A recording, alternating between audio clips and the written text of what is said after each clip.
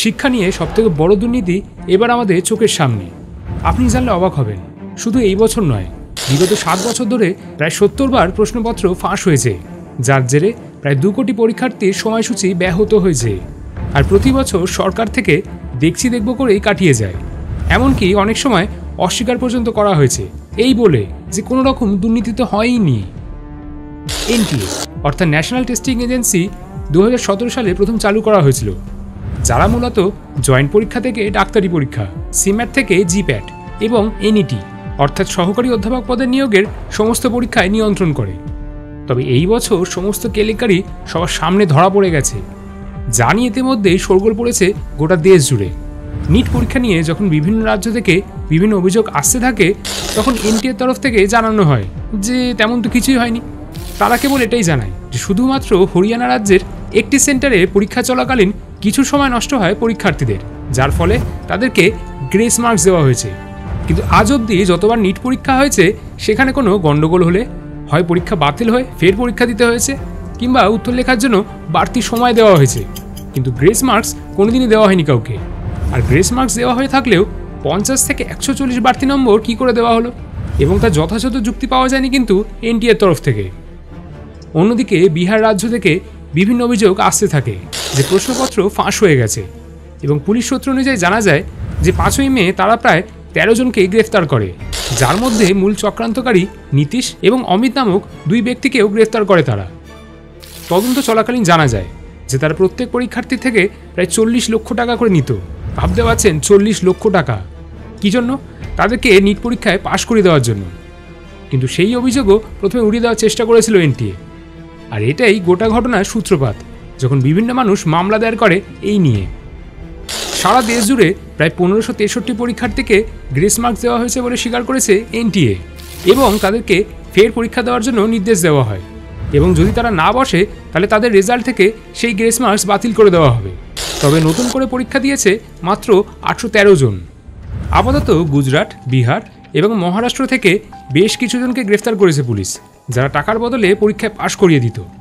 এই যেমন ধরুন, কিছু পরীক্ষার্থীদেরকে বলা হয়েছিল তারা যেন গুজরাটের গোধরা সেন্টারকে নিজেদের পরীক্ষা কেন্দ্র হিসেবে বেছে নেয়, এবং অনেকেই সেটা করে।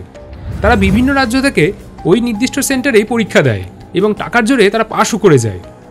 বা ধরুন হরিয়ানার ঝজ্জর সেন্টার, যেখানে পরপর 6 জনই 720-তে 720 পেয়ে প্রথম হয়েছে এইবারের নিট পরীক্ষায়। বর্তমানে এই গোটা ঘটনাটি তদন্তের ভার দেওয়া হয়েছে সিবিআইকে, এবং এই গোটা চক্রান্ত মূলত 6টি ভাগে ভাগ করা যায়। প্রথম হলো পেপার লিক। বিহার এবং মহারাষ্ট্রতে বেশ কিছু টাকার বদলে আপনি আরামসে নিট পরীক্ষার প্রশ্নপত্রগুলো হাতে পেয়ে যাবেন, এমনটাই হয়ে আসছিল এতদিন। আর এই ঘটনাগুলো এই বছর বেশি জানাজানি হয়ে গেছে বলে গ্রেফতার করতে বাধ্য হয়েছে বিভিন্ন মানুষকে। এরপরেই আসে ডিজিটাল লিক, অর্থাৎ ডার্ক ওয়েবের কথা নিশ্চয়ই শুনেছো তোমরা, কিংবা টেলিগ্রাম অ্যাপের কথা। আপনি হাতে হাতে প্রশ্নপত্র নিতে চাইছেন না, কিংবা ধরুন আপনার কাছে সেই সুযোগ নেই, তাই আপনি কি করবেন? আপনি ডার্ক ওয়েব কিংবা টেলিগ্রাম অ্যাপ থেকেই নেট পরীক্ষার প্রশ্নপত্র পেয়ে যাবেন। সিবিআই সূত্রে জানা যাচ্ছে যে ডার্ক ওয়েবে প্রায় 6 লক্ষ টাকায় বিক্রি হয়েছে এই পরীক্ষার প্রশ্নপত্র। এরপরে যেটা আসে সেটা হলো কেলেঙ্কারির র্যাকেট, যেখানে একজন সেটার থাকে, যার মারফত আপনি টাকা দিলেই পরীক্ষা কেন্দ্রতে না গিয়েও কিংবা ফাঁকা ওএমআর শিট রেখে আসলেও পাশ করিয়ে দেওয়া হবে। বিহার থেকে যাদেরকে গ্রেফতার করা হয়েছে তারা স্বীকার করেছে যে তারা প্রতি পরীক্ষার্থীর থেকে 40 লাখ টাকা করে নিত এবং তাদেরকে নিট পরীক্ষায় পাশ করিয়ে দিত। এরপরেই আসে গ্রেস মার্কসের সেই গল্প, যেটার কোনো স্বচ্ছতা নেই, এবং কাকে, কেন, কিভাবে 50 থেকে 140 মার্কস গ্রেস দেওয়া হলো, এবং কিছু নির্দিষ্ট সেন্টারগুলোতেই কেন এই ঘটনাগুলো ঘটলো, যাতে তাদের পরীক্ষা বাতিল না হয়ে বাড়তি সময় না দিয়ে গ্রেস মার্কস দিয়ে দেওয়া হলো। এই প্রশ্ন কিন্তু বারংবার উঠছে, কিন্তু তার জবাব দিতে পারছে না এনটিএ। আপনি জানলে অবাক হবেন, এই গ্রেস মার্কস দেওয়ার কথা এনটিএর কোনো বুকলেটও লেখা নেই, অর্থাৎ এই গোটা বিষয়টাই বেআইনি। এবং সবশেষে আসে ইনফ্লেশন রেট। 2022 কিংবা 2023 সালে নিটে প্রথম র্যাঙ্ক করেছিল মাত্র 3 থেকে 4 জন, কিন্তু 2024 সালে 67 জন কী করে প্রথম র্যাঙ্ক করলো? এই নিয়ে প্রশ্ন তুলেছেন ফিজিক্সওয়ালার প্রতিষ্ঠাতা অলোক পাণ্ডে। তিনি এক মিডিয়া সাক্ষাৎকারে জানাচ্ছেন যে 2022 সালে যেখানে মাত্র 6000 জন 640-এর বেশি নম্বর পেয়েছিল, এবং আগের বছর 10,000 ছেলেমেয়েরা সেই নম্বর পেয়েছিল, সেখানে এই বছর কী করে সেটা 30 থেকে 40,000 হয়ে গেল। 25% বৃদ্ধি থেকে কি করে 400% বৃদ্ধি পেল 1 বছরের মধ্যেই?